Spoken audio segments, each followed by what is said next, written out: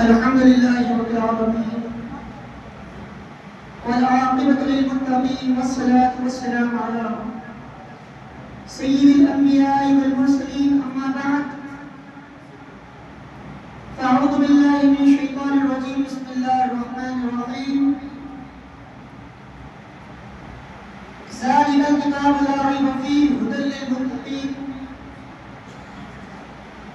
وقال رسول الله صلى الله عليه وسلم أفضل العبادة تلاوة القرآن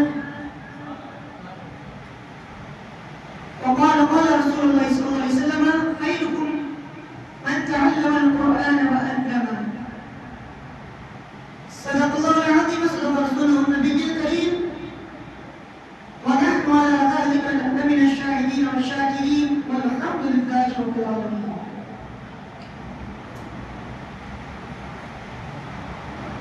صدر جلسہ جانشین تسکین المشائخ حضرت علامہ مولانا نور اللہ تحسین صاحب قبلہ بندر سلطہ العالی و خلیفہ تسکین المشائخ حمایتی جلسہ حضرت علامہ مولانا حافظ قاری محمد اسد اللہ قادری تسکینی مدرس اللہ العالی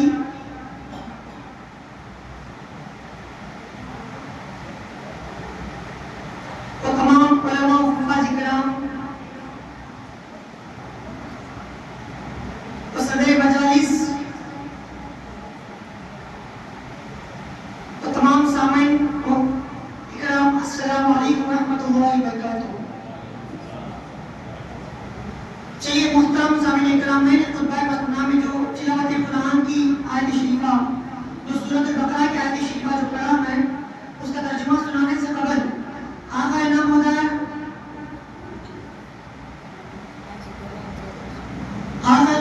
سرور کون و مکان شافع المحشر حضور سید احمد مصطفیٰ مختار کائنات محمد عربی صلی اللہ علیہ وسلم کی بارگاہ میں قصبنا محبت و عقیدت کے ساتھ حضرت پاک رضا بیش کیجیے. پڑھی اللہم صلی علی سیدنا محمد وعلی آل سیدنا مولانا محمد وبارک وسلم. صلاۃ و سلام علیک یا رسول اللہ، صلاۃ و سلام علیک یا حبیب اللہ وعلی آلک و اصحابک یا رسول اللہ صلی اللہ علیہ وسلم.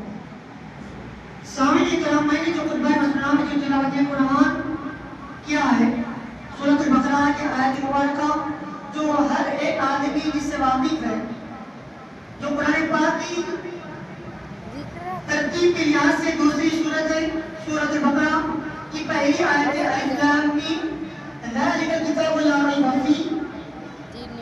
اس میں اللہ پاک ارشاد فرماتا ہے کہ وہ کتاب ہے جس میں کوئی شک نہیں پرہیزگاروں کے لیے. محترم سامعین کرام، فضل خدا سے سب ذیشان ہو گئے، فضل خدا سے سب ذیشان ہو گئے جو خوش نصیب حافظ قرآن ہو گئے. اس کو جلا سکے گی نہ دوزخ کی آگ بھی، اس کو جلا سکے گی نہ دوزخ کی آگ بھی، محفوظ جس کے سینے میں قرآن ہو گیا. 10 ایسے آدمی کو 10 ایسے آدمیوں کو وہ جنت لے جائے گا، 10 ایسے لوگوں کو وہ جنت لے جائے گا دوزخ میں جس کو جانے کا اعلان ہو گیا. وہ ماں باپ حشر کے دن ہوگے تاجدار، وہ ماں باپ حشر کے دن ہوگے تاجدار جس کا لاڈلا حافظ قرآن ہو گیا.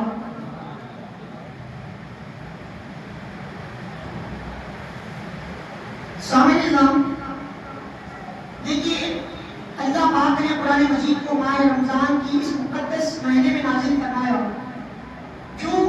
کیونکہ یہ مہینہ بھی بڑا مقدس ہے اور نازل ہوا کلام وہ بھی مقدس ہے، جس پہ نازل کیا گیا جو نبی ہے وہ بھی مقدس ہے، اور جو نازل کرنے والا رب وہ بھی مقدس ہے.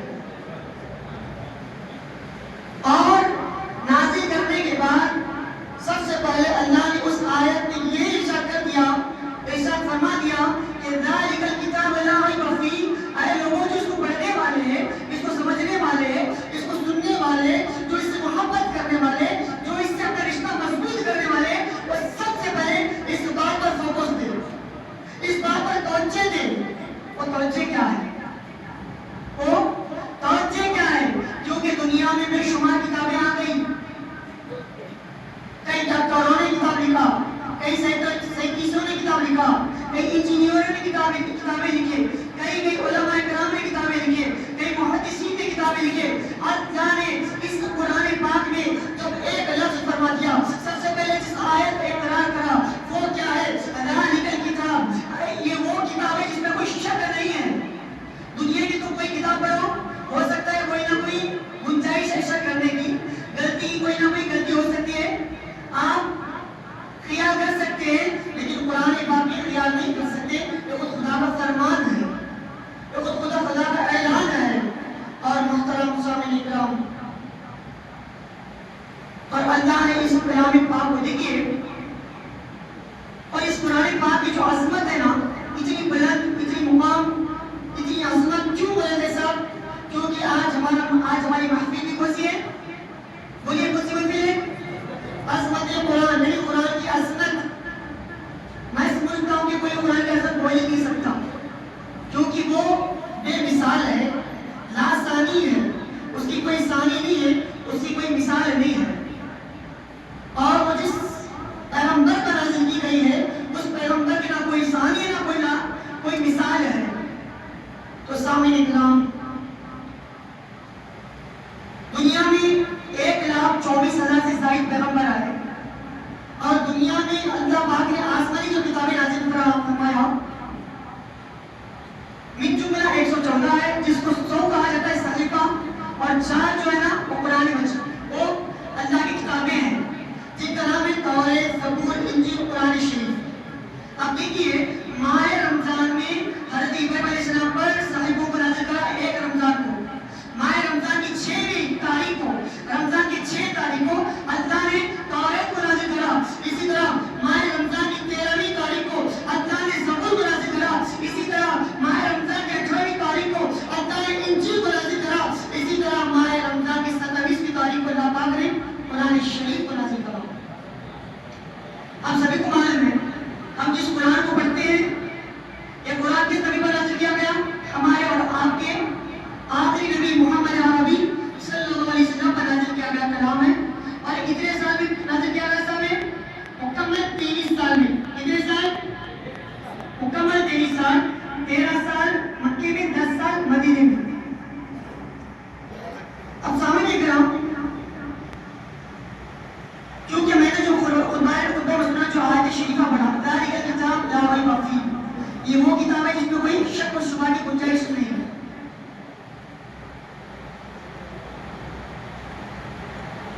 اذان کرام، آج سے 4-5 سال پہلے ہمارے ہندوستان میں ایک شخص آیا ہوا تھا، کچھ شاید نام، اس کا نام چرنجیت سنگھ کچھ تھا۔ اصل اس کا نام جو ہے نا وسیم رضوی تھا۔ کیا نام تھا اس کا؟ لیبل مسلمان گھر میں پیدا ہوا ہے، وسیم رضوی بلکہ۔ لیکن اس نے کیا کیا؟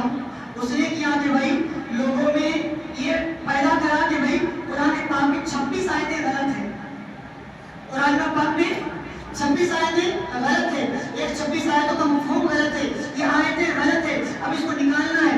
یہاں تک کہ اس نے اس قرآن پاک کو تبدیل کریں گے، ان 26 آیتوں کو نکالنے کی وجہ سے، نکالنے کے لیے سپریم کورٹ میں آیت دے دیا کہ بھائی یہ آیتیں غلط ہے، اس کو نکال دیا جائے، ان آیتوں کو نکال دیا جائے۔ اب محترم سامعین کرام، وہ نہ سمجھتا نہ عقل تھا، وہ سمجھدار نہیں تھا، لیکن اس کے اندر دنیا کی محبت تھی، دنیا کی طاقت تھی۔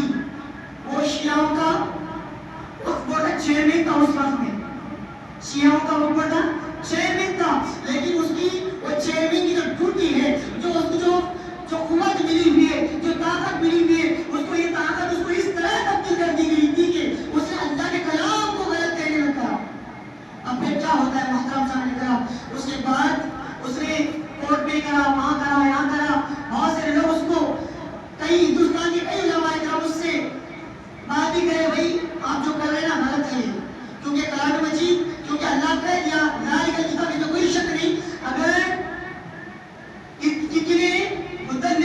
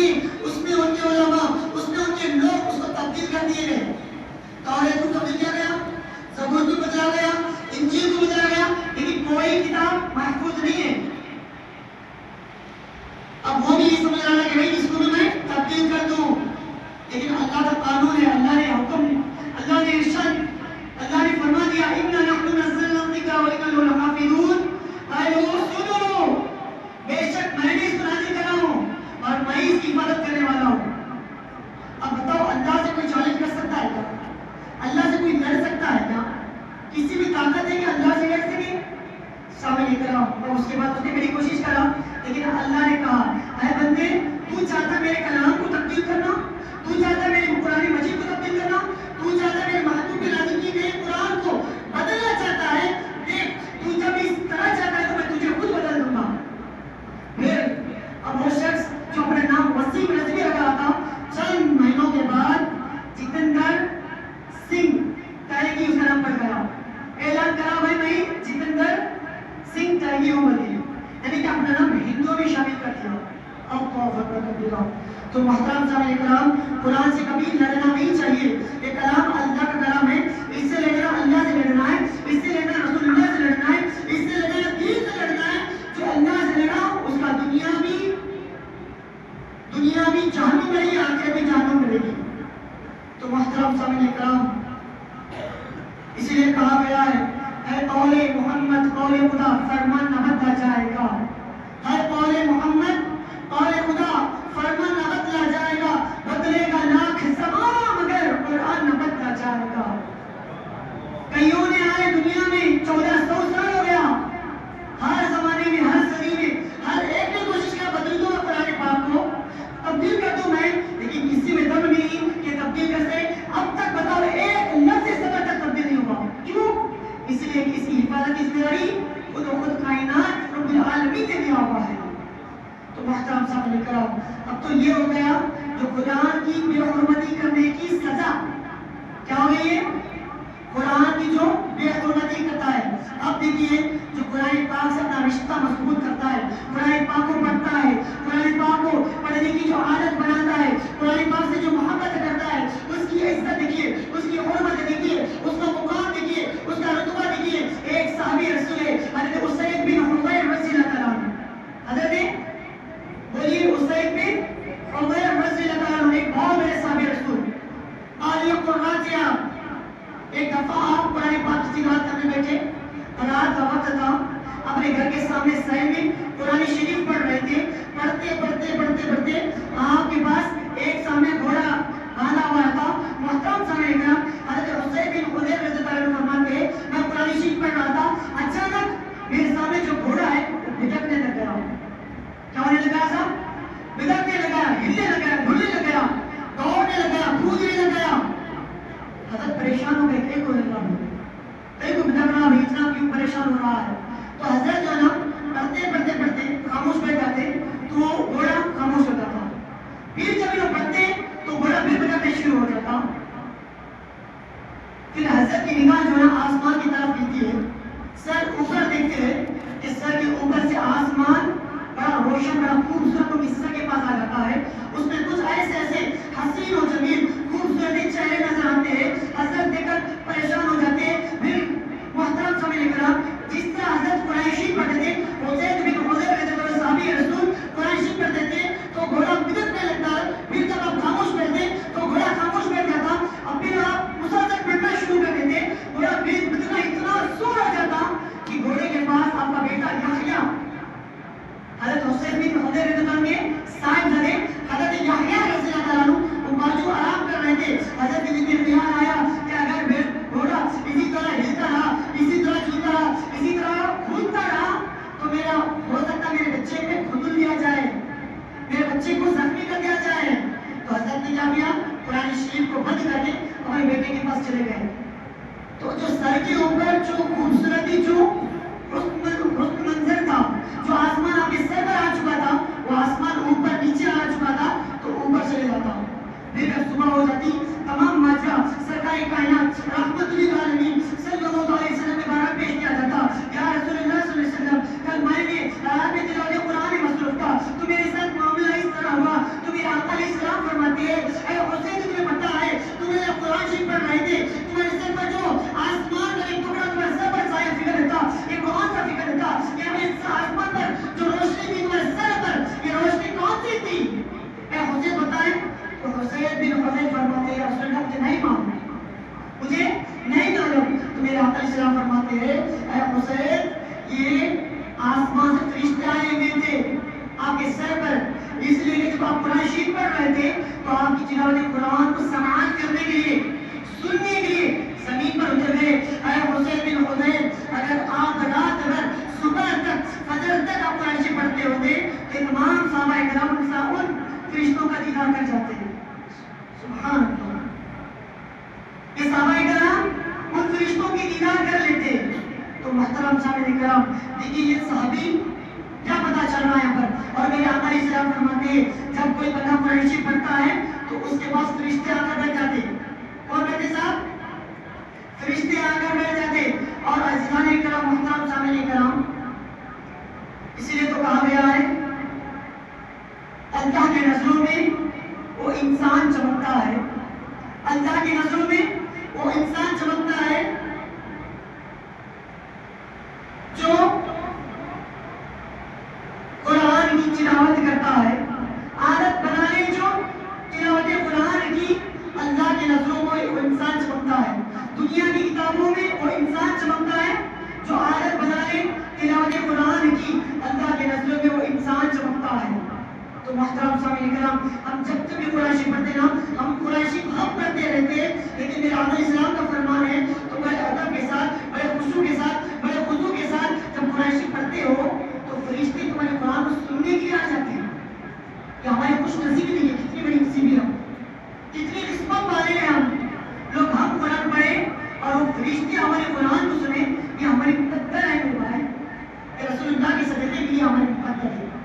اور محترم بزرگوں اور ساتھیوں یہ جو تھا قرآن پاک پڑھنے والے کے لیے ایک عظمت اس کی، جو قرآن پاک پڑھتا ہے پڑھنے والے پر اللہ کی فرشتوں کی سماعتیں کرتے ہیں، اللہ کے فرشتے اس پر۔ اور ایک دیکھیے محترم سامعین کرام اب جو بتا میں قرآن شریف پڑھنے والے کی فضیلت، اب جو قرآن شریف پڑھنے نہیں آتا کئی لوگوں کو آتا، بہت سارے لوگوں کو نہیں آتا پڑھنے، لیکن اس کا ادب تو کرنا ضروری ہے صاحب۔ ایک دیکھیے حضرت سلطان محمود غزنوی دلائل العارفین میں جو ہے اس کا تذکرہ کیا جاتا ہے۔ سلطان محمود غزنوی علیہ رحمت رضوان جب آپ کا وصال ہو گیا تو دیکھا گیا کہ آپ ایک ہی آپ کو خوابیں دیکھتے ہیں کہ بھئی آپ جنت کے اعلیٰ مقام پر فائز ہیں۔ پوچھا گیا آپ کس طرح جنت کے اعلیٰ مقام پر فائز، جنت کے اعلیٰ درجے پر آپ کس طرح گئے؟ تو حضرت سلطان محمود غزنوی فرماتے ہیں ایک دن میں جگ کے واپس آ رہا تھا، میں جنگل سے واپس آ رہا تھا، شکار کر کے واپس آ رہا تھا۔ آنے کے بعد جب اپنے ایک روم میں چلے گا، میں ایک محل میں چلے گا، جب جانے کے بعد جس محل میں آپ چلے گئے، جس روم میں آپ چلے گئے، اس روم میں اوطاق پر قرآن شریف رکھی ہوئی تھی۔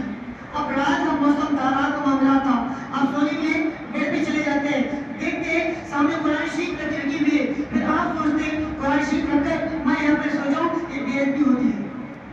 قرآن پاک رکھ کر میں سو جاؤں یہ گستاخی ہے، یہ بے ادبی ہے، بے حرمتی ہے، مجھے گوارا نہیں ہے۔ تو آپ اس کا اٹھتے قرآن شریف لے کر دوسرے روم کی طرف لے جاتے اور رکھ دیتے، پھر آگے آپ بیڈ پہ بیٹھ جاتے، پھر آپ سوچنے لگتے۔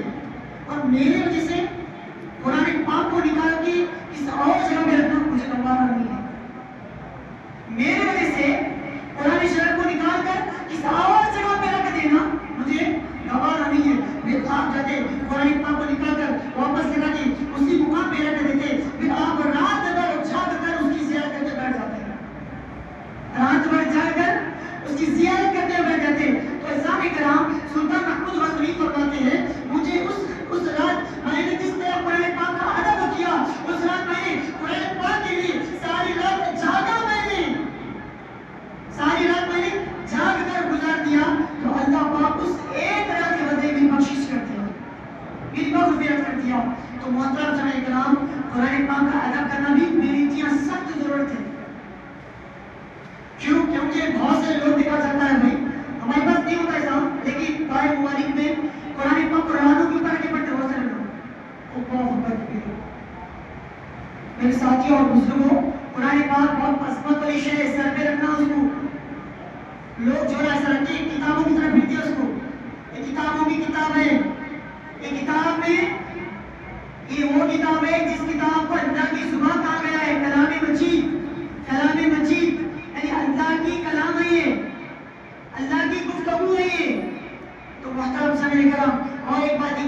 سرکار دو عالم صلی اللہ علیہ وسلم مسلم شریف میں فرماتے ہیں جو بندہ قرآن شریف کو پڑھنے کا معمول بنا لیتا ہے کل قیامت کے دن اس کو قرآن پاک بخشش کروائیں گے، اس کو بخشش کا اس کا بخشش کرنے کی ذریعہ بنے گا۔ تو محترم سامعین کرام، کل قیامت کا میدان لگے گا جب ہمارے نام اعمال اللہ کے بارے پیش کیے جائیں گے۔ پیش کرنے کے بعد ہمارے اعمال اس طرح ہوں گے کہ کچھ ہمارے گناہ ہوں گے، کچھ ہماری نیکیاں ہوں گے۔ تو جب تولنے کے بعد ہماری نیکیاں کم ہو جائیں گی، گناہ زیادہ ہو جائیں گے۔ فرشتوں کو حکم ملے گا، فرشتوں اس کو دوزخ میں لے کے جا کے ڈال دو۔ کیا بولا جائے گا؟ دوزخ میں لے کے جا کے ڈال دو۔ اب فرشتے لے کے جا رہے ہوں گے تو قرآن پاک کی 29ویں پارے کی پہلی سورت کا نام کیا ہے صاحب؟ سورۃ الملک۔ کیا نام ہے؟ سورۃ قرآن پاک کی 29واں پارہ، 29 پارہ، وہ پارے کی پہلی سورت سورۃ الملک۔ جو بندہ دنیا میں کثرت سے ہر دن عشاء کی نماز کے بعد سورۃ الملک کی تلاوت کرتا ہے، یہ قرآن پاک کی 29ویں پارے کی پہلی سورت پڑھتا ہے، تو اس کے لیے دیکھیے اس کے لیے معجزہ ہی معجزہ ہے۔ امیر آقا علیہ السلام فرماتے ہیں جو تلاوت قرآن پاک کی سورہ ملک کی تلاوت کرتا ہے کل قیامت کے دن اللہ کا حکم دیتا ہے پھر اس کو جہنم میں ڈال دو۔ اب جب جہنم میں لے کے جانے ہوں گے فرشتے تو یہ سورۃ الملک آ کے فرشتوں کو بولتا کیا ہے، فرشتوں اس کو مت لے کے جاؤ جہنم میں۔ فرشتے کہیں گے بھائی اس کے حساب کتاب ہو چکا ہے، اس کو جہنم میں ڈالنے کا حکم مل چکا ہے کیونکہ اس کی نیکیاں کم ہے، گناہ زیادہ ہے۔ کیا بولا جائے گا؟ نیکیاں کم ہے، گناہ زیادہ ہے۔ اب حکم ملنے کے بعد فرشتے لے کے جا رہے تھے، لیکن سورہ ملک پیچھے نہیں ہٹتا۔ سورۃ الملک اللہ کے دربار میں حاضر ہوتا، حاضر ہو کر عرض کرتا اے مولا کائنات، اے پروردگار عالم، یہ وہ بندہ ہے جو دنیا میں مجھے کثرت سے پڑھا کرتا تھا، میری تلاوت نہیں کیا کرتا تھا، اب کیا اس کو جہنم میں ڈالا جائے گا؟ تو مولا کہے گا اے سورہ ملک سن لے، اس کے نام اعمال میں نیکیاں کم اور گناہ زیادہ ہے، اسی لیے تم کو جہنم میں ڈالا جا رہا ہے۔ اس کے گناہ مٹ جائیں گے تو پھر تمہارا اس کو جنت میں ڈال دیا جائے گا، لیکن جتنے گناہ تو کرانا انہیں اس کی سزا تو بھگتنا پڑے گا اس کو۔ لیکن سورہ ملک اللہ سے عرض کرے گی، جھگڑے گی، لڑے گی، اللہ سے عرض کرے گی اے باری تعالیٰ اگر تیرا یہی کہنا ہے تو مجھے بھی قرآن سے سورہ ملک کے نام سے ہٹا دے، مجھے بھی قرآن کے لفظ سے لفظ قرآن سے ہٹا دیا جائے مجھے بھی۔ تو پھر اللہ مسکرائے گا اور کہے گا اے فرشتوں جاؤ اس بندے کو چھوڑ دو، فرشتوں جاؤ اس بندے کو چھوڑ دو۔ تو محترم سامعین کرام دیکھیے یہ عظمت ہے قرآن پاک پڑھنے والے کی، اس لیے کہا گیا ہے قرآن صرف قرآن نہیں ہے، یہ قرآن پڑھنے والے کے لیے بھی ثواب ہے، ادب کرنے والے کے لیے بھی ثواب ہے، دیکھنے والے کے لیے ثواب ہے، اس کو چھونے والے کے لیے بھی ثواب ہے۔ جب تک بندہ اس کو تھامے رکھتا ہے اس کی زندگی کامیابی کامیاب ہے۔ آج کئی سارے گھروں میں دیکھو قرآن پاک پڑھا نہیں جاتا، اس لیے تو گھروں میں پریشان ہیں لوگ۔ آج گھروں کی مصیبتیں کیوں پریشان ہیں صاحب؟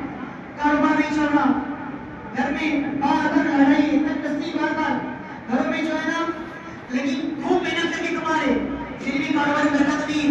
وجہ کیا ہے؟ کیونکہ ہمارے گھر میں جب نکاح ہو جاتا، ہمارا نکاح ہونے کے بعد ہمارے نکاح میں جو قرآن مجید دی جاتی ہے نا، اس قرآن مجید کو لے جا کے ہم محراب میں رکھ دیتے اس کو تاکہ محراب اس کی حفاظت کر سکے۔ اللہ اکبر کبیرہ۔ محترم سامعین کرام اگر ہم اس کو وہاں پر رکھ دیتے تو بتائیں محترم وہ قرآن آپ کو اعلان کر رہی ہوتی، وہ قرآن آپ کو بول رہی ہوتی اے لوگوں تم چاہتے ہو گھروں میں برکت آئے، تم چاہتے ہو جو نکاح ہو جاتا ہے نکاح کے بعد میرے آقا اسلام فرماتے نکاح میں برکت ہے۔ کیا وجہ؟ نکاح کرنے سے کیا ہے؟ برکت ہوتی ہے، لیکن یہاں پر نکاح ہونے کے بعد پریشانی ہے گھروں میں، ڈبل پریشانی شروع ہوتی۔ کیوں سر؟ اس لیے کہ ہمارا رشتہ جو قرآن سے تھا اس رشتے کو منقطع کر دیتے ہیں، طرف کر دیتے ہیں۔ تو محترم سامعین کرام اگر آپ کو قرآن شریف پڑھنے آتا ہو تو پڑھو، نہیں پڑھنے آتا تو دیکھا کرو اس کی زیارت کرا کرو، ڈیلی اس کی صفائی کیا کرو باہر۔ آپ جتنا اس کو دیکھیں گے پڑھنے کا ثواب ملے گا، جتنا اس کو چھوئیں گے پڑھنے کا ثواب ملے گا۔ محترم بزرگوں اور ساتھیوں اور ایک بات دیکھیے، آج الحمدللہ یہ حضرت سیدنا عمر فاروق رضی اللہ عنہ کا سب پر بڑا احسان ہے۔ کیا ہے صاحب؟ بڑا احسان ہے۔ میں سمجھتا ہوں کہ ہمارے پاپا ہم سب مل کر بھی ان پر اپنی جان میں قربان کرے تو کم ہے۔ کیوں ہوتا ہے؟ جب ماہ رمضان آ جاتا ہے تو ماہ رمضان میں میرے آقا اسلام فرماتے فرماتے ہیں جب کوئی قرآن پاک کی تلاوت کرتا ہے تو دیگر مہینوں میں ایک گروپ پہلے 10 نیکیاں پوری گئی، ایک گروپ پہلے تو آپ 10 نیکیاں، اور بولا گیا ہے کہ بھائی پھر جب رمضان آ جاتا ہے تو ایک کے بجے 10 نہیں 700 سے بجے 7000 تک اس کی نیکیاں پہنچ جاتے ہیں، صرف ایک لفظ پڑھنے پر، صرف الف لام بولنے پر، الف 1 لام 2 میم 3، الف پہ 10 لام پہ 20 میم پہ 30 لفظ ہو گئے، لیکن ماہ رمضان کو روز 700 دگنا اس کی نیکیاں بڑھا دی جائیں گی۔ لیکن اب دیکھیے کئی لوگ ہیں بڑے پریشان تھے، عمر فاروق جانتے تھے رضی اللہ تعالیٰ، جب بھی کسی صحابی کا نام آیا تو کیا بولنا صاحب؟ رضی اللہ تعالیٰ عنہ بولنا، کیا بولنا ہے؟ جب بھی نبی کریم علیہ السلام کا نام لیا جائے تو کیا بولنا ہے؟ صلی اللہ علیہ وسلم، یہ اپنا ورد بنا لینا۔ تو حضرت سیدنا عمر فاروق بولے نا بھائی، حضرت عمر فاروق رضی اللہ تعالیٰ عنہ کا بڑا احسان ہے، آپ جانتے تھے کہ بھائی میرے آقا علیہ السلام کی امت کے کچھ ایسے بھی لوگ ہوں گے جو قرآن پاک پڑھنے والے نہیں ہوں گے، قرآن پاک کو ان کو پڑھنے نہیں آئے گا، وہ لوگ پڑھنے سے قاصر رہیں گے۔ تو عمر فاروق رضی اللہ عنہ نے سوچا کہ بھائی ماہ رمضان اتنا مقدس مہینہ ہے، اتنا عظمت والا مہینہ ہے، قرآن پاک کو پڑھنے سے محروم ہو جائیں گے تو پھر وہ نیکیاں کم ہو جائیں گے ان کی۔ تو انہوں نے کیا بھائی ماہ رمضان میں تراویح کا اہتمام کیا۔ تراویح تو نبی پاک علیہ السلام کے زمانے میں ہی تھی، لیکن جو جماعت کا سسٹم ہے اور جو 20 رکعتوں کا سسٹم ہے، جو 20 رکعتوں کا سسٹم ہے، اور آپ نے جو امام کو رکھنے کا جو سسٹم بنایا سو ہے، یہ کون بنایا سو ہے؟ عمر فاروق رضی اللہ عنہ، عمر بن کعب رضی اللہ عنہ کو آپ نے مقرر کیا اور کہتے اے عمر بن کعب جاؤ نماز کے لیے، میں دیکھ رہا ہوں لوگ الگ الگ جماعتیں بنا کر الگ الگ گروپ میں نماز پڑھ رہے ہیں، اے عمر بن کعب جاؤ تم ایک جگہ ٹھہر کر یہ نماز کا ایک جگہ ٹھہر کر جماعت بنا کر لوگوں کو نماز پڑھاؤ، تاکہ تمام لوگ قرآن پاک کا حفاظت باانداز محبت کے ساتھ سن سکیں۔ اب سامنے کرام، اب آج ہم الحمدللہ ماہ رمضان جب آتا ہے تو امام صاحب کے پیچھے گر کر قرآن شریف سنتے ہیں الحمدللہ تراویح میں، لیکن کچھ ایسے بھی محروم لوگ ہیں قرآن پاک سننے کی توفیق نہیں ملتی۔ ماہ رمضان آنے کے بعد ان کو معلوم ہے مجھے پڑھنے نہیں آتا، ان کو معلوم ہے مجھے قرآن شریف پڑھنے نہیں آتا، قرآن پاک کا ایک پارہ نہیں پڑھ سکتا ہوں، قرآن پاک کا ایک سورہ نہیں پڑھ سکتا ہوں، ایک رکوع تک نہیں پڑھ سکتا ہوں، معلوم ہے ان کو، یہ بھی معلوم ہے کہ ماہ رمضان میں قرآن پاک پڑھنے سے کتنی عظمتیں ہیں، یہ بھی معلوم ہے قرآن پاک پڑھنے پر کتنی فضیلتیں ہیں، کتنی بشارتیں دی گئی ہیں، ان کو یہ بھی معلوم ہے قرآن پاک رمضان میں اتارا گیا ہے، ان کو یہ بھی معلوم ہے قرآن پاک ہمارے اور آپ کے سرور کونوں کا شافی محشر حضور تاجدار خاتم النبیین محمد مصطفیٰ صلی اللہ علیہ وسلم پر نازل کیا گیا ہے، سب کچھ معلوم ہے، لیکن پھر بھی ان کی جو ہے نا لفظ لیکن ماہ رمضان کی تراویح سے محروم ہے۔ کتنا عظمت کا مہینہ والا میرے بھائی، آج ہم اگنور کرتے رہیں گے، لیکن یہ ہمارا نقصان نہیں، امام صاحب کا نقصان نہیں ہوتا اس میں۔ مسجد والے جو کمیٹی والے امام صاحب کو رکھ کر تراویح سنانے کا جو حکم دیتے، تراویح سنانے کا جو رکھا جاتا ہے، ان کا نقصان نہیں ہوتا اس میں، نقصان ان لوگوں کو ہوتا ہے جو اس سے محروم ہوتے ہیں۔ میرے بھائی کہنے کا مطلب یہ ہے کہ قرآن پاک سننے کے لیے تو کوشش کرو، پڑھنے کی آتا تو آگے سنا تو کرو۔ اب دیکھیے میرے بھائی، آج ہمیں ایک بار پڑھنے کی کتنی مشقت ہوتی ہے، امام صاحب ماہ رمضان میں تراویح کی مصلی پہ ٹھہر کر 2 بارے پڑھتے، 1 بارے پڑھتے، کئی مسجد میں 3 بارے پڑھتے۔ اب اس کو پڑھنے پر آپ کو صرف 1 گھنٹے میں سنایا جاتا ہے، 1 سے 1.5 گھنٹے میں سارے الحمدللہ تراویح شروع ہو گئی تو 10 بجے تک الحمدللہ تکمیل ہو جاتی نہیں ہوتی، لیکن یہ 1.5 گھنٹے کے لیے حافظ قرآن صاحب کو کتنی محنت کرنا پڑتا ہے، صبح سے لے کے شام تک پڑھنا پڑتا ہے کرنے کے لیے، ایک سبجیکٹ کو 1 گھنٹہ تک پڑھنا پڑتا، وہ موبائل 1 گھنٹے تک پڑھنا پڑتا، کتنی محنتیں کتنی مشقتیں کرنا پڑتا، تب جا کے 1 بار یاد ہوتا ہے۔ لیکن میرے بھائی پھر بھی ہم ان حافظوں کے لیے، ان حفاظ کرام کے لیے کتنی گالیاں دیتے، سامنے تو نہیں بولتے کوئی آتا، پیچھے بولتے کہ امام صاحب اس طرح کر دیے، اس طرح کر دیے، اس طرح کر دیے۔ میرے بھائی انہوں نے پڑھانے کی کتنی محنتیں کرنا پڑتا۔ ایک دن مجھے بڑی تکلیف ہوئی اس بات پر کہ بھائی میں خود مصلی پہ ٹھہرا کہ 1 رکعت میں بہت بڑا پڑھا ہوں، 1 رکعت میں بہت بڑا پڑھا، کم سے کم 7 سے 8 منٹ ہوئے، 1 رکعت میں 2 رکعت نعرہ پڑھا، 2 رکعت کے لیے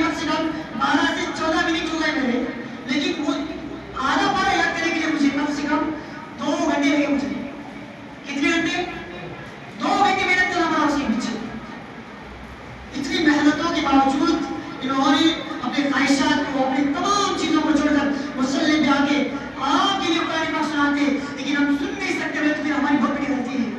تو میرے بھائیوں اور بزرگوں، قرآن پاک سننے کے عادی بنے، پڑھے، اس کو سماعت کرے. اور دیکھیے محترم سامعین کرام، ماہ رمضان میں نبی کریم علیہ السلام فرماتے ہیں، جس کو ایک روایت اس طرح ہے کہ بھائی سیدنا سرکار دو عالم صلی اللہ علیہ وسلم فرماتے ہیں قیامت کا میدان لگے گا، بروز محشر کا. کون سا؟ بروز محشر کا میدان لگے گا. وہاں پہ تمام لوگوں کے اعمال اللہ کے بارے پیش کیے جائیں گے، تمام لوگ اعمال تو لے جائیں گے، سب کچھ ہو جائے گا. پھر وہاں پہ کچھ ایسے لوگ ہوں گے جن لوگوں پر سورج سے زیادہ روشن، خوبصورت، حسین و جمیل تاج ان کی سروں پہ رکھا جائے گا. بڑا حسن و جمال کا تاج ان کی سروں پر رکھا جائے گا. اب وہ لوگ کچھ باجو بیٹھے ہوئے تھے، وہ لوگ پریشان ہوتے، دیکھ کر گئے تھے کہ بھائی ان کے چہرے، ان کے سر پر جو تاج پہنا جا رہا ہے، کہ کیا کوئی پیغمبر ہے، یا کوئی نبی ہے، یا کوئی رسول ہے، یا کوئی انبیاء کرام ہے؟ تو کہا جاتا ہے نہ کوئی نبی ہے، نہ کوئی رسول ہے، نہ کوئی نبی ہے، نہ کوئی رسول ہے. تو ہے تو ہے کیا ہے، یہ کون ہو گئی؟ تو کہا جاتا ہے یہ وہ لوگ ہیں جو دنیا میں جن کے اولاد، جن کے بچے، جن کو، یہ وہ لوگ ہیں جن کے اولاد کو انہوں نے دنیا میں حافظ قرآن بنایا تھا، جن کے اولاد کو انہوں نے دنیا میں حافظ قرآن بنایا تھا. تو محترم سامعین کرام، دیکھیے قیامت کا میدان کتنے خوش نصیب ہوں گے وہ والدین جن کی اولاد حافظ قرآن ہوگی، اور پھر ان کے سر پر سورج سے حسن و جمال، سورج بھی دیکھ سکتے ہیں، دیکھ نہیں سکتے، لیکن اس سے بھی خوبصورت رہے گا وہ تاج ان کے چہروں، ان کے سروں پر پہنایا جائے گا. تو محترم بزرگ ساتھیوں، یہ احساس ملے گا ان کو. اور محترم بزرگوں اور ساتھیوں، اب یہ ہو گئی ایک حضرت عیسیٰ علیہ السلام. معلوم آپ کو کون عیسیٰ علیہ السلام صاحب؟ بنی اسرائیل کے آخری پیغمبر. کون عیسیٰ علیہ السلام؟ بنی اسرائیل کے آخری پیغمبر. کیوں تو معلوم ہونا ہمیں خالی پیغمبر بولے تو نہیں معلوم. پیغمبر بھی کون سے پیغمبر، کس زمانے کے پیغمبر، کس وقت کے پیغمبر، یہ بھی پتا ہونا چاہیے. حضرت عیسیٰ علیہ السلام یہ وہ زمانے کے پیغمبر ہے جس زمانے میں لوگ اپنی طبیبوں میں بڑی اپنی ڈاکٹریت پر بڑا زور تھا، ان کو اپنی ڈاکٹریت پر بڑا زور تھا. اس زمانے میں اللہ نے حضرت عیسیٰ علیہ السلام کو بھیجا اور کہا اے عیسیٰ چلے جاؤ تم دنیا میں. پھر جب عیسیٰ علیہ السلام کو بھیجا تو ان کی ڈاکٹریت کی اس طاقت کو اللہ نے ختم کر دیا. بتایا کہ اے لوگوں دیکھو یہ پیغمبر ایسے بھی علاج کرتے ہیں جس کی بیماری کو علاج نہیں ہوتی. کوڑے کی بیماری کی، جب کوئی کوڑے کی بیماری میں یعنی لندے لندے ہوتے جن کی آنکھ نہیں ہوتے، ان کے چہروں پہ ہاتھ پھیر دیا جاتا تو آنکھ آ جاتی. جن کے پیر نہیں تھے پیروں پہ ہاتھ پھیر دیتے تو پیر آ جاتے. یہاں تک کہ عیسیٰ علیہ السلام کسی قبرستان کے پاس چلے جاتے، قبرستان میں جا کے آپ اللہ کے نام سے خون بلی زندہ کہہ دیتے تو مردہ زندہ ہو جاتا. یہ اللہ نے آپ کو معجزہ دیا ہوا تھا. محترم سامعین کرام، ایک دفعہ کیا ہوتا ہے، عیسیٰ علیہ السلام اپنے زمانے میں ایک راستے سے گزر رہے تھے. آپ ایک جنگل کنارہ اور کٹی راستہ تھا، تو گزر رہے تھے. دیکھتے ہیں کہ بھائی اس راستے میں ایک قبر نظر آتی ہے. کیا نظر آتی صاحب؟ قبر. ہماری بات میں ہوتا ہے نا، راستوں میں قبریں ہوتی، آج نہیں ہو رہی لیکن پہلے زمانے میں بہت آتی تھی، کیونکہ آج روڈ بن چکنے کی وجہ سے نظر نہیں آ رہی آج ہمارے پاس. لیکن کہیں بھی جاؤ قبریں نظر آتی ہے آپ کو. محترم زمانے کا اس زمانے میں آپ راستے سے گزر رہے تھے جنگل کنارے سے، تو قبر نظر آئی. تو آپ جاتے وقت دیکھ رہے کہ قبر کے اندر کا جو منظر ہے، آپ دیکھ رہے کہ بھائی قبر کے اندر جو مردہ ہے وہ بڑا تکلیف میں ہے، بڑی آسان مبتلا ہے. عیسیٰ علیہ السلام چلے گئے. پھر واپس چند دنوں کے بعد پھر اسی راستے سے آپ کا سفر ہوتا ہے. آپ دیکھتے ہیں کہ وہ مردہ بڑے آرام سے، کیا ہے صاحب، بڑے آرام سے، بڑی محفوظ ہے، بہت سکون سے نظر آ رہا ہے. تو عیسیٰ علیہ السلام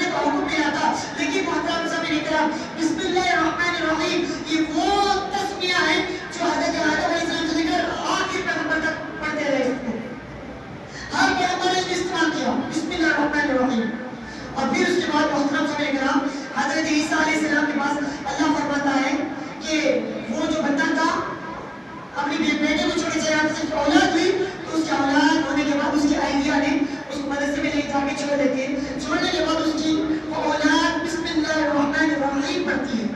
کیا پڑھتی ہے؟ بسم اللہ الرحمن الرحیم. جیسے اللہ کا صرف تسمیہ ہے، قرآن شریف نہیں ہے. کیا یہ تسمیہ ہر کوئی پڑھتا ہے اس کو. بسم اللہ الرحمن الرحیم جیسے وہ اس کی اولاد پڑھتا ہے پڑھتی ہے تو میں میرا جلال، میرا روب، میری جو عزت ہے، میری جو شان ہے، میں کہنے لگا میری شان کے لائق یہ بندہ تعوذ پڑھ رہا ہے، میرا نام لے رہا ہے، پھر میں اس اولاد کی بات کو کیسے جانوں بھیجوں میں؟ جو اولاد میرا نام لے اس اولاد کی بات کو میں کیسے جانوں میں ڈالوں میں؟ تو محترم سامعین کرام، پھر اس کے بعد اس کو میں نے اس کے بدلے اس کو جانب سے لیا کر جنت میں ڈال دیا، اس کی قبر کو راحت والی بنا دیا. تو محترم بزرگ ساتھیوں، ایک بات یہاں پر کیا پتہ چلی صاحب؟ بسم اللہ الرحمن الرحیم پڑھتے رہنا چاہیے. قرآن شریف پڑھنے نہیں آئے تو بھی اس کی بڑی برکتیں ہیں. کیا ہے صاحب؟ بڑی برکتیں. قرآن شریف پڑھنے میں آتا کوئی بات نہیں، بسم اللہ الرحمن الرحیم پڑھو، یہ بھی اللہ کی ہی کلام ہے. تو محترم بزرگوں اور ساتھیوں، زندگی میں کوشش کریں کہ قرآن سے اپنے رشتے کو مضبوط رکھیں. قرآن سے اپنے رشتے کو مضبوط رکھیں. جب تک ہم قرآن سے اپنا رشتہ مضبوط رکھیں گے دنیا اور آخرت کامیاب رہے گی ہماری. اگر قرآن سے رشتہ کٹ جائے گا تو دنیا بھی دوزخ کرے گی، دنیا کی مصیبت ہو جائے گی، آخرت کی مصیبت ہو جائے گی. اور دیکھیے اللہ نے فرماتا ہے لو انزلنا هذا القرآن على جبل لرأيته خاشعا متصدعا من خشية الله. ہم نے اس قرآن کو اگر پہاڑوں پہ نازل کر دیا ہوتا تو پہاڑ کیا ہو جاتے؟ کانپنے لگ جاتے. لو انزلنا هذا القرآن على جبل لرأيته خاشعا متصدعا من خشية الله.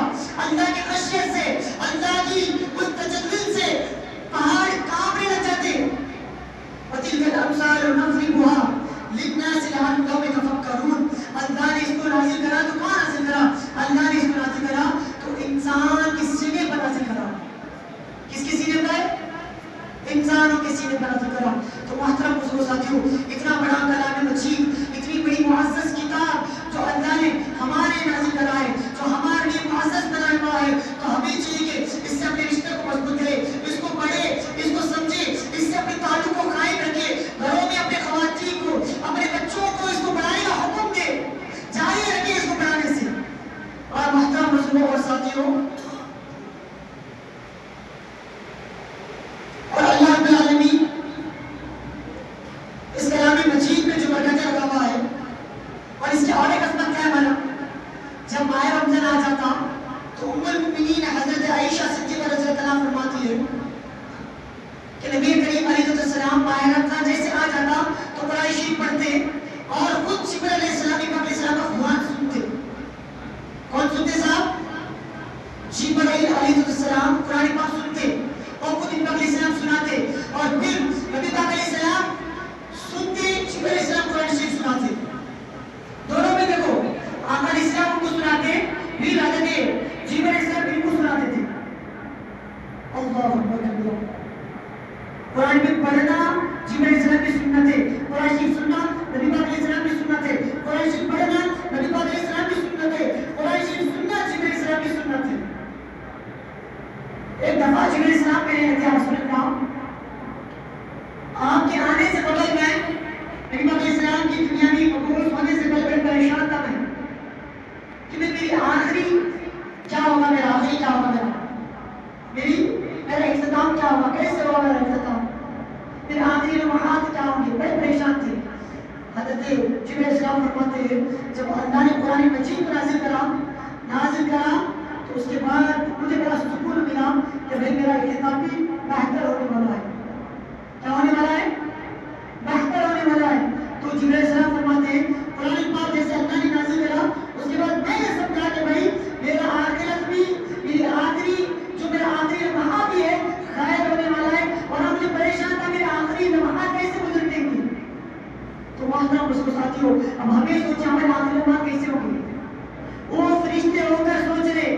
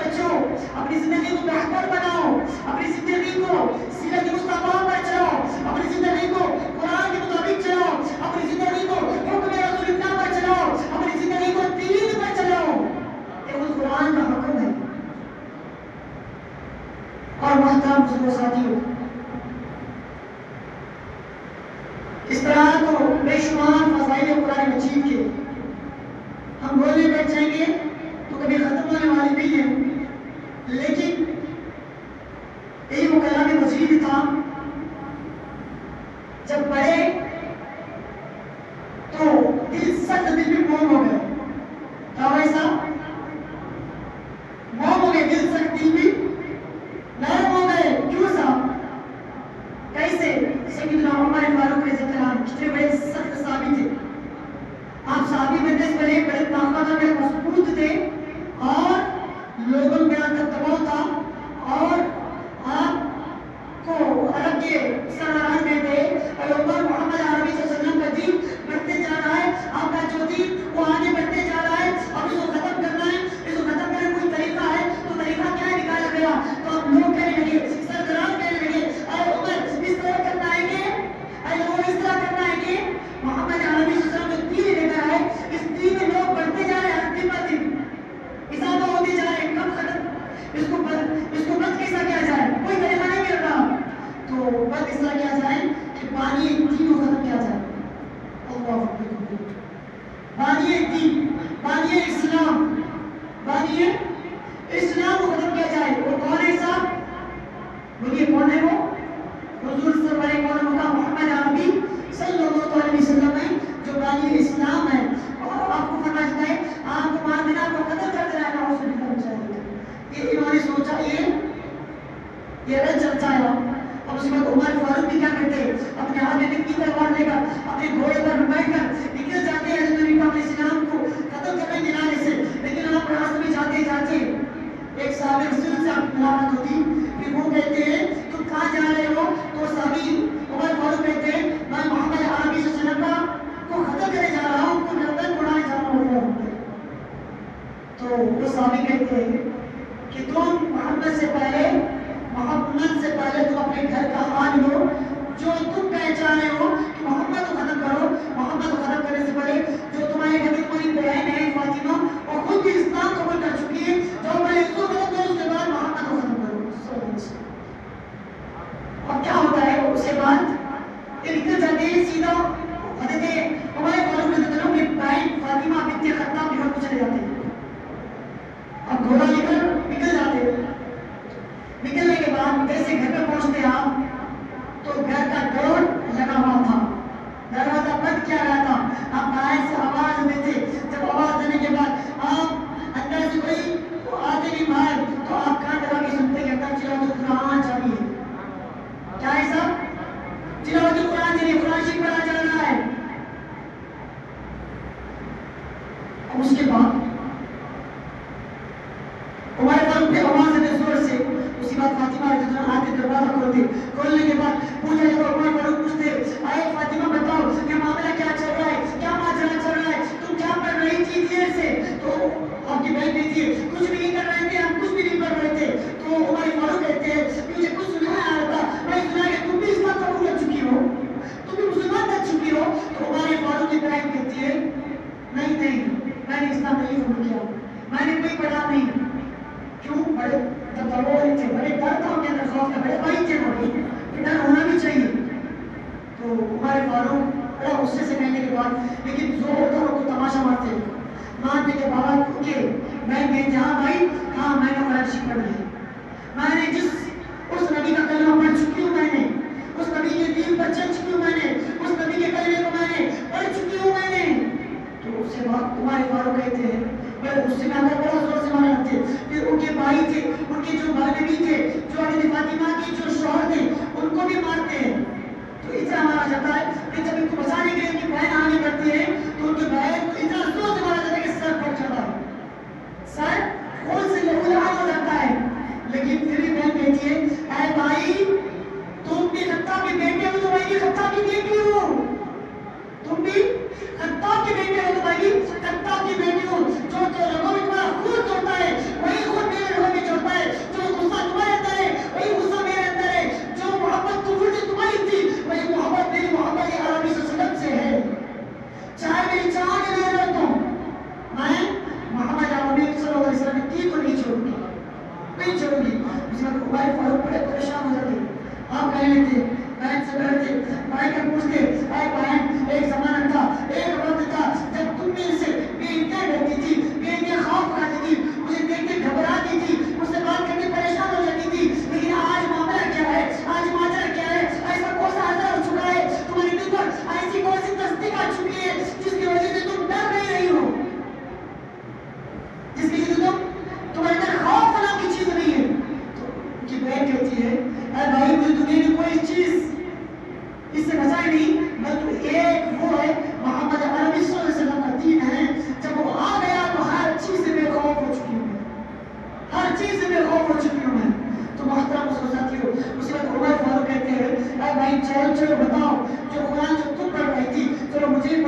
میں بھی دیکھنا چاہتا ہوں پڑھ کے، میں بھی دیکھنا چاہتا ہوں پڑھ کے.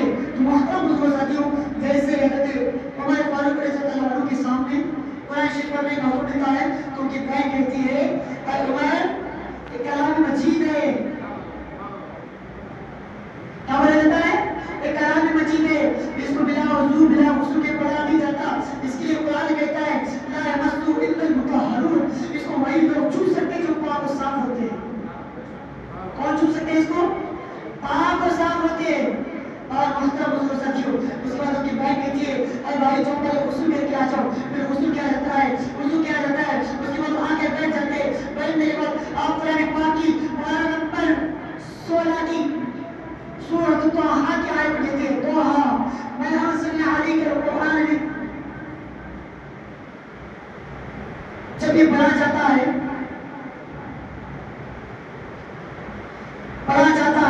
تو حضرت عمر فاروق رضی اللہ عنہ کا گھبراہٹ میں تاری ہو جاتی ہے، ڈرنے لگ جاتے ہیں، خوف تاری ہو جاتا. اور پھر اس کے بعد عمر فاروق کہتے ہیں اے بہن جب تم نے اس کو پڑھا ہے تو چلو مجھے بھی اس محمد کے پاس لے کے چلے جاؤ، میں بھی کلمہ پڑھتی ہوں صلی اللہ علیہ وسلم. اس کے بعد لے جانے کے بعد نبی پاک علیہ السلام کے دربار میں حاضر ہوتے تو حضرت امیر حمزہ کہتے ہیں اے یا رسول اللہ بہن عمر بن خطاب آ رہے ہیں، وہ بڑے جلیل وہ بڑے غصے میں آ رہے ہیں، ان نے ہمیں نبی تلوار دی ہے. تو نبی پاک علیہ السلام فرماتے ان کو آنے دو. امیر حمزہ کہتے ہیں یا رسول اللہ اگر عمر کی نیت صحیح ہے تو اس کو آنے کی اجازت ہے، لیکن اگر ان کی نیت بری ہے تو اسی کی تلوار اسی کی اڑا دی جائے گی. پھر جیسے آتے ہیں آنے کے بعد کیا کرتے ہیں، وہ اپنے دل کو رسول اللہ صلی اللہ علیہ وسلم کے دربار میں جھکا دیتے، کہتے یا رسول اللہ یہ تلوار ہمیشہ کفر پر چلتی تھی، آج اس تلوار کو اپنے خطوں کے نیچے رکھ دیتا ہوں اور میں بھی آپ کا غلام بن جاتا ہوں. پھر آپ فرماتے یا رسول اللہ اب تک جن جن لوگوں کو تم نے جو کلمہ پڑھایا ہے اب مجھے بھی اس کا پڑھنے کا بڑا شوق ہے. یا رسول اللہ مجھے بھی شامل کر دو ان لوگوں میں جو کلمہ پڑھنے والے تھے.